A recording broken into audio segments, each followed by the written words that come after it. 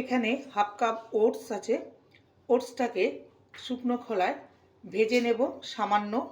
এবার ওটসটাকে ঠান্ডা করে নিয়ে আমি এটাকে গুঁড়ো করে নেব। একটি পাত্রে ঢেলে নিলাম।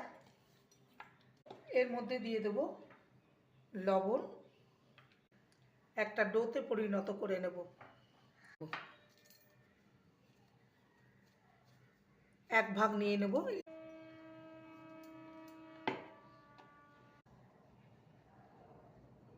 এবারে মাঝখানটা একটু এবার পাস্তাগুলোকে এর মধ্যে দিয়ে ভাপিয়ে নেব।